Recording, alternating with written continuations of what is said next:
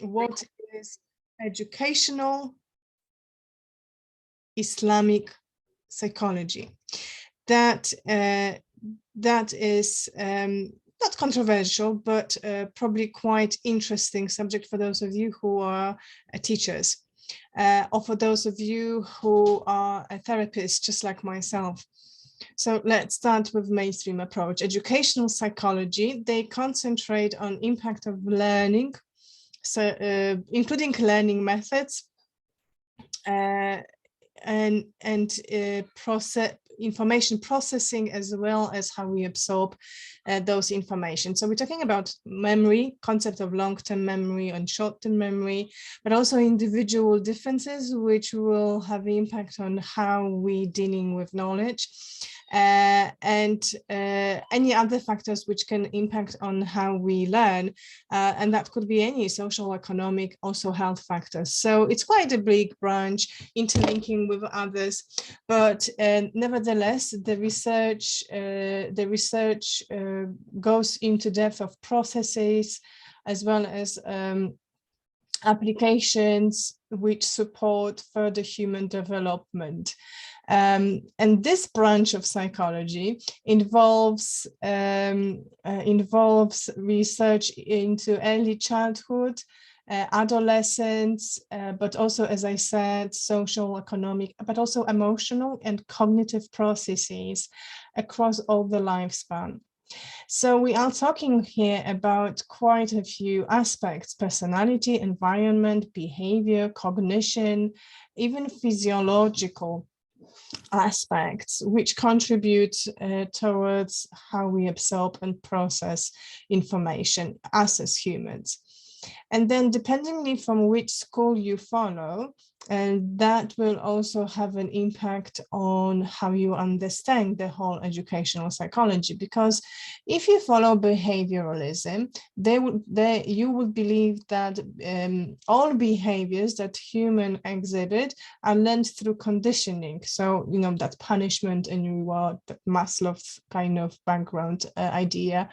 Cognitive approach, so, on the other hand, will support the idea that the person learns as a result of their own inner motivation and not results of external reward. So it is all due to your will. Constructivism will say that knowledge can only be obtained due to understand measures and terms of existing knowledge you already have. So it's like a build-up.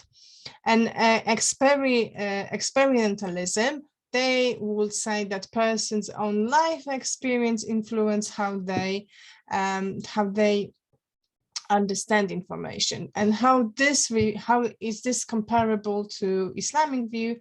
Well, from Islamic perspective, we don't disregard any human-made research because they all stand and they are very valid. However, let's not forget, Islam brings spirituality on the table. So we also considering, as a Islamic therapist or Islamic researchers, the fact that learning can be experienced directly from Allah subhanahu wa ta'ala through inquisitions on our own terms, but because He allows us, He gives us permission to do so, but also it could be in a very intimate way, meaning through revelations like Prophet had. It's called wahi in Arabic. It could be also through inspiration, ilham. It could also be through dreams. It's called ruya sadika, and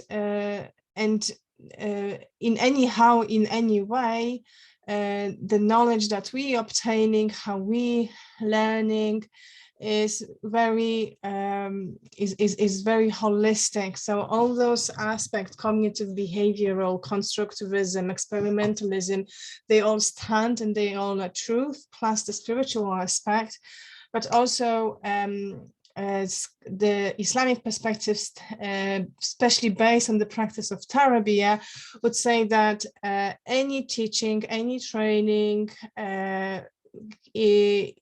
within the human realms is unsuccessful if we don't look at tarabi. I mean, the transformation of your own character through process of observation of characteristics and ethics of the teacher. So your guide, your teacher, your master, your I don't know, sheikh, probably, those people who you are obtaining knowledge from, they, accordingly to Islamic traditions, they also need to obtain highest moral levels, because that is considered the purest pathway of receiving knowledge. So to conclude, in Islamic educational psychology, we take into consideration heritage, institutional factors, individual differences, stimulus-response relationships, cognitive factors, behavioral factors, but also for most, the fact that it is by Allah subhanahu wa ta'ala will, permission, and knowledge that we're receiving this abundance of ilm, which is knowledge, but whether secular or religious. And that is underlined in Quran, Surah 55, verse 2. And it is He who teaches us the Quran and ability to speak, or in Quran, Surah 96, verse 5, it is who teaches us what we know not. Okay, so I hope that brings some light to this matter. I hope it was beneficial.